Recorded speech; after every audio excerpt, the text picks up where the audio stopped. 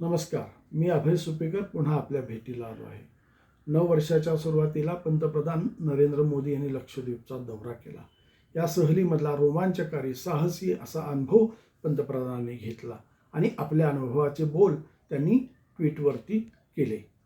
पंतप्रधानांनी ट्विट केल्यानंतर देशभरातील नागरिकांनी त्याची प्रशंसा केली आणि मालदीवला लक्षद्वीप हे कसं पर्यायी ठरू शकतं अशा स्वरूपाची चर्चा सुरू झाली. या चर्चेनंतर मोठ्या प्रमाणामध्ये त्याचं समर्थन केलं गेलं.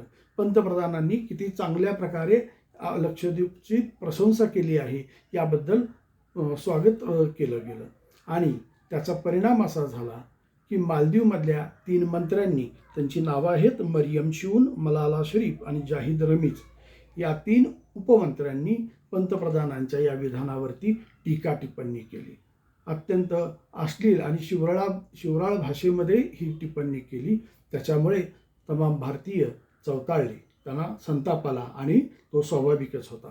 पंतप्रधान आपले आहेत, आपल्या पंतप्रधानांनी एखादं चांगलं आपल्या भागाबद्दल केलेलं विधान ही निश्चितच कौतुकाची आणि अभिमानाची बाब आहे. यात पंतप्रधानांनी काहीही वावगं विधान केलं नाही, चुकीचं विधान केलं नाही, वस्तुनिष्ठ विधान केलं आणि पंतप्रधानांच्या या विधानाला अशा स्वरूपाचे आक्षेप मालदीवच्या मंत्र्यांनी घेणं म्हणजे खरं तर आपल्या सार्वभौमत्वाला त्यांनी आव्हान देणं अशातला हा प्रकार आहे. मालदीवच्या या मंत्र्यांच्या या विधानाबद्दल आपण मालदीवमध्ये तिथल्या सरकारकडे तक्रार नोंदवली. भारतातल्या मालदीवच्या राजदूतांना परराष्ट्र मंत्रालयानं पाचारण करून आपण निषेध नोंदवला आणि अशा स्वरूपाची विधानं करणं हे गैर आहे असं आपण त्यांना स्पष्ट केलं. खरं सांगायचं तर मालदीव आणि भारत यांचे अत्यंत जुने आणि खूप चांगले ऐतिहासिक संबंध आहेत. याचं अगदीच सांगायचं तर मालदीव स्वतंत्र झाल्यानंतर एक राष्ट्र म्हणून त्याला मान्यता देण्यामध्ये भारत पहिल्यांदा आघाडीवर होता. जेव्हा 2004 साली सुनामी आली आणि त्याने हाहाकार माजवला तेव्हा तातडीनं भारतानंच मालदीवला मदत केलेली होती. अब्दुल गयूम हे मालदीवचे राष्ट्राध्यक्ष असताना तिथे बंडाचा प्रयत्न LTT म्हणजे तमिळ टायगर्सच्या सहकार्याने केला गेला. ते बंड मोडून काढण्याचा काम हे भारतीय सेनेनं त्यावेळेस केलं. त्यावेळेस राजीव गांधी पंतप्रधान होते. त्यानंतर देखील मालदीवला आपण अनेकदा वेळोवेळी मदतीचा हात दिलेला आहे. जे बंड मोडून काढलं ते होतं ऑपरेशन कॅक्टस. मालदीवमध्ये पाण्याचा प्रश्न निर्माण झाला तेव्हा ऑपरेशन नील आपण राबवलं आणि मालदीवला पाण्याचा प्रश्न सोडवण्यासाठी मदत केली. कोरोनाच्या काळामध्ये मालदीवला मोठ्या प्रमाणामध्ये लसी आपण पुरवल्या. एवढंच नव्हे तर कोरोनानंतर मालदीवची अर्थव्यवस्था मुडकळीस आलेली होती आणि ती अर्थव्यवस्था सावरण्यासाठी पर्यटन हाच त्यांना एक मोठा आधार आहे. मालदीवच्या एकूण राष्ट्रीय उत्पन्नामध्ये पर्यटन व्यवसायाचा वाटा हा 20% आहे आणि या पर्यटनामध्ये सगळ्यात मोठ्या संख्येनं भारतीय पर्यटक मालदीवला भेट देत असतात. मालदीवला भेट देणाऱ्या एकूण पर्यटकांमध्ये भारतीय पर्यटकांचा वाटा हा 12 ते 15% आहे. त्या खालोखाल रशियन आणि चीन पर्यटक मालदीवला भेट देत असतात. परंतु मालदीवच्या या मंत्र्यांनी गरळ ओकल्यानंतर मालदीवच्या विरोधामध्ये संतापाची लाट उसळली. अनेक लोकांनी आपल्या सहली रद्द केल्या. या सहल कंपन्या आहेत, पर्यटन कंपन्या आहेत, टुरिझम कंपन्या आहेत, त्यांनी देखील मालदीवसाठी जे काही वेगळं बुकिंग केलेलं होतं ते रद्द केलं आणि मालदीवच्या विरोधातली एक अशी संतापाची लाट आपल्या देशभरामध्ये पसरली आणि मालदीवला एक शत्रू राष्ट्र या स्वरूपानं पाहिलं जाऊ लागलं. खरं तर शेजार हा प्रत्येकाला हवा असतो. शेजाऱ्यांमध्ये मतभेद होत असतात, ताणतणाव येत असतात, संबंध बिघडत असतात, घडत असतात आणि हे सगळं होत असताना शेजारी एकमेकांना कधीच तुटत नाहीत, हे आपण लक्षात घेतलं पाहिजे. मालदीव हे हिंद महासागरातलं एक महत्त्वाचं सामरिकदृष्ट्या विशेषतः लष्कराच्या दृष्टीनं अत्यंत मोक्याचं आणि महत्त्वाचं ठिकाण आहे. या मालदीव हे काही शेकडो हजारो बेटांनी बनलेलं मालदीव आहे. त्यातले काही शेकडो बेटं हीच फक्त मानवी वस्तीला उपयुक्त आहेत. त्या ठिकाणी पर्यटनाचा व्यवसाय मालदीवनं वाढवलेला आहे. परंतु या मालदीवच्या वाटचालीमध्ये गेल्या 10 वर्षांपासून 15 वर्षांपासून भारत की चीन, चीन की भारत हे तिथल्या राज्यकर्त्यांमध्ये सातत्यानं संघर्षाची भूमिका होताना दिसते आहे. आणि त्याच्यामुळेच मालदीव हे कधी चीनकडे झुकतं, कधी भारताकडे झुकतं आहे. आत्ताच्या घडीला जर बोलायचं तर आत्ता मालदीवमध्ये सत्ताधारी असलेले मोहम्मद मुज्झू यांनी नोव्हेंबरमध्ये झालेल्या निवडणुकीमध्ये आउट इंडिया आणि भारताकडे मालदीवचं सार्वभौमत्व गहाण टाकलं आहे अशी टीका करत ते सत्तेवर आलेले होते. आणि त्या सत्तेवर येण्यामध्ये तुरुंगात असलेले जे चीन धार्जिणे माजी अध्यक्ष आहेत त्या माजी अध्यक्षांचा यामीनचा त्यांना पाठिंबा होता. त्या दोघांच्या पक्षांनी सहकार्य केलेलं होतं आणि त्याप्रमाणे ते सत्तेवर आलेले होते. आणि ते सत्तेवर येत असताना भारत दार्जिने जे इब्राहिम सोलिह आहेत ते सोलिह यांचं सरकार पदच्युत झालं गेलं त्या निवडणुकीमध्ये. या सत्तांतरामुळे मालदीवमध्ये चीन धार्जिणं वातावरण निर्माण झालेलं आहे आणि भारत विरोधी वातावरण निर्माण झालं आहे. मालदीवमध्ये आपण आत्तापर्यंत मालदीवच्या संरक्षण व्यवस्थेला मोठ्या प्रमाणामध्ये सहकार्य केलेलं आहे. लष्करी प्रशिक्षण दिलेलं आहे, यंत्रसामग्री दिलेली आहेत, वाहनं दिलेली आहेत. एवढंच नव्हे तर आपली काही हेलिकॉप्टर्स आपण आज मालदीवमध्ये ठेवली आहेत आणि साधारणतः 500 ते 700 सैनिक आपले मालदीवमध्ये आहेत. या मुज्झू यांनी भारतानं हे आपले सगळे हेलिकॉप्टर्स आणि सैनिक परत बोलवावेत अशी मागणी केलेली आहे. भारत आणि मालदीव यांच्यामध्ये त्या परिसरातल्या समुद्र तळाचा ठाव घेण्याचा, त्याचा अभ्यास करण्याचा, तिथल्या नैसर्गिक साधनसंपत्तीचा सर्वेक्षणाचा एक करार केलेला आहे. तो करार येत्या जूनमध्ये संपत आहे. मुज्झू यांनी सत्तेवर आल्यानंतर भारताने आपले लष्कर मागे घ्यावे आणि भारताबरोबर हा जो करार केलेला आहे त्याला आम्ही मुदतवाढ देणार नाही असं सांगितलं. भारताने मालदीवमध्ये साधारणतः 1.5 ते 2 अब्ज डॉलरची गुंतवणूक केलेली आहे. मालदीव आर्थिक संकटात असताना देखील भारताने मोठ्या प्रमाणामध्ये आर्थिक मदत मालदीवला दिलेली आहे. आणि असं असतानाही भारत विरोधी वातावरण मुज्झू यांनी निर्माण केलेलं आहे. अर्थात मुज्झू यांच्या या सरकारच्या या भूमिकेच्या विरोधात तिथल्या विरोधकांनी कंबर कसलेली आहे आणि त्या विरोधकांनी मुज्झू यांच्या सरकारविरोधात वातावरण निर्मिती करणं, त्यांच्या सरकारवरती अविश्वास आणणं यासारख्या हालचालीही चालवलेल्या आहेत. हे मुज्झू आत्तापर्यंतची परंपरा अशी आहे की मालदीवमध्ये जेव्हा सत्तांतर होतं, निवडणूक होते आणि त्या निवडणुकीनं जे पंतप्रधान होतात, अध्यक्ष होतात, ते अध्यक्ष पहिल्यांदा भारताला भेट देतात.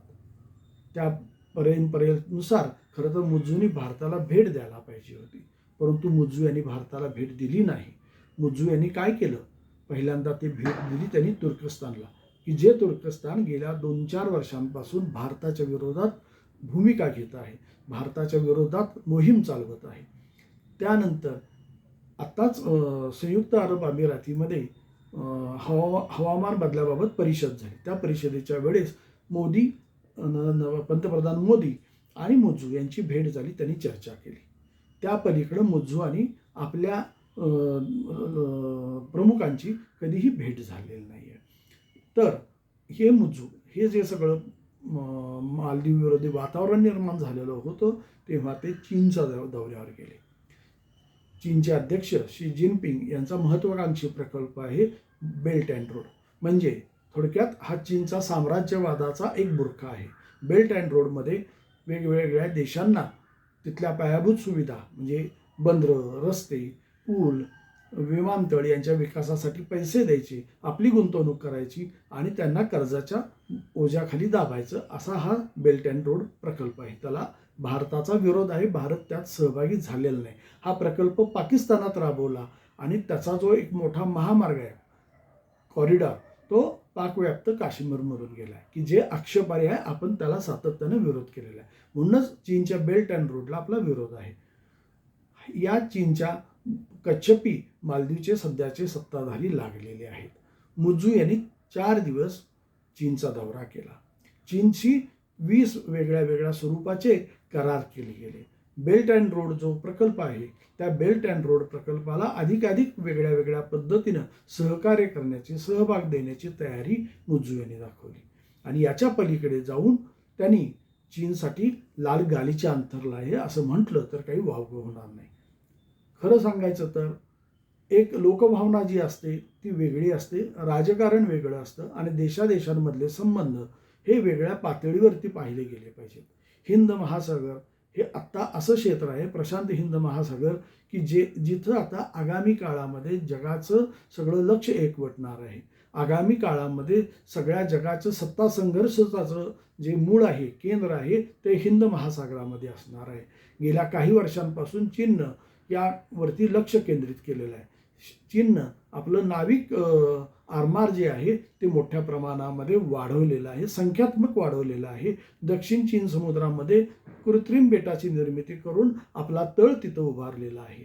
आणि ह्या चीनचं आव्हान हे पूर्णपणे दक्षिण आशियामधल्या अनेक छोट्या छोट्या, जपान असू देत, म्यानमार असू देत, त्यांच्यापासून इंडोनेशिया, फिलिपिन्स, कंबोडिया, व्हिएतनाम यांच्यापासून ते अगदी भारतापर्यंत सगळ्यांना ते आव्हान देत आहे. आणि चीनच्या या आव्हानाला रोखायचं असेल तर आपल्याला मालदीवशी राजनैतिकदृष्ट्या चांगले संबंध ठेवणं, ते अधिक सुदृढ ठेवणं आणि त्याच्यामध्ये अधिक चांगल्या प्रकारचं सौहार्दाचे संबंध ठेवणं, सामरिक सहकार्याचं संबंध ठेवणं आवश्यक आहे. आत्ता ज्या पद्धतीनं मुझूंचं वर्तन दिसतं आहे ते वर्तन हे थोडंसं भारत विरोधी दिसतं आहे, परंतु आपल्याला राजनैतिक कसोटी दाखवावी लागणार आहे, राजनैतिक प्रयत्न करावे लागणार आहेत आणि मालदीवला आपल्याकडे वळवावं लागणार आहे.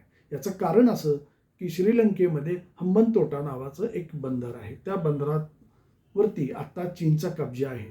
चीननं ते 99 वर्षाच्या कराराला घेतलेलं आहे. त्या परिसरामध्ये चीनी नौकांची येणं जाणं सुरू आहे. त्या ठिकाणी वेगळे वेगळे सर्वेक्षण चीन करत आहे. एका अर्थानं श्रीलंकेमध्ये राहून चीन भारतावरती लक्ष ठेवत आहे. आता आगामी काळामध्ये मालदीवमध्ये जर चीननं असा आपला सामरिक तळ निर्माण केला तर आपल्याला ते आव्हान ठरणार आहे. लक्षद्वीप असू देत नाहीतर अंदमान निकोबार असू देत, आपण मालदीवच्या अतिशय जवळ आहोत, मालदीवच्या हाकेच्या अंतरावर आहोत. मालदीवमध्ये काय घडलं, जसं सुनामी आलेली होती तेव्हा चीन त्याच्या मदतीला नाही जाऊ शकलं, पण भारत जाऊ शकला. हेच महत्त्व आहे आणि ते महत्त्व मालदीवचे राज्यकर्ते विसरत आहेत आणि ते चीनच्या कच्छपी लागले. तर आपल्याला मालदीवमधली आपली गुंतवणूक वाढवावी लागणार आहे, आपलं राजनैतिक कसबपणाला लावावं लागणार आहे आणि मालदीवला पुन्हा एकदा भारताशी मैत्री करण्यासाठी भाग पाडलं गेलं पाहिजे. ह्याच्या अलीकडचेच अगदी 2-3 उदाहरणं जर सांगायची, जसं मुझूंचं सरकार सत्तेवर आलं त्याच्यानंतर काही 15-20 दिवसामध्ये किंवा महिनाभरामध्ये श्रीलंकेमध्ये राष्ट्रीय सुरक्षा सल्लागारांची बैठक झालेली होती. त्या राष्ट्रीय सुरक्षा सल्लागारांच्या बैठकीला खरं तर श्रीलंका, भारत, मालदीव यांचे प्रतिनिधी उपस्थित राहणं अपेक्षित होतं, परंतु मालदीवच्या प्रतिनिधींनी तिथं येणं टाळलं, त्यांनी त्याला दांडी मारली. यावरूनच त्यांची चाल लक्षात आलेली होती.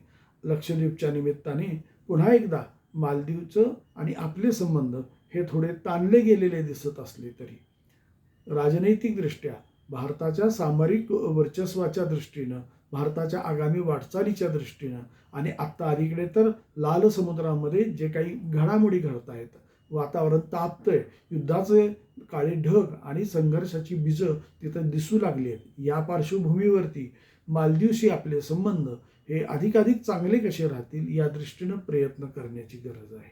लक्षद्वीप आपलंच आहे, लक्षद्वीपचा पुरस्कार आपण केलाच पाहिजे. लक्षद्वीपसाठी पर्यटकांचा ओघ हा वाढलाच पाहिजे, याच्याबद्दल दुमत असायचं कारण नाही. पंतप्रधानांनी जी भूमिका घेतली ती निश्चितच समर्थनीय आहे, कौतुकास्पद आहे, अनुकरणीय आहे. परंतु हे करत असताना मालदीवशी संबंध हे आपले चांगले, सहकार्याचे, मैत्रीचे आणि एकमेकांना बरोबर साथ देत पुढे जाणारे होण्याच्या दृष्टीनं आपली पावलं भविष्यात पडणं ही काळाची नितांत गरज आहे.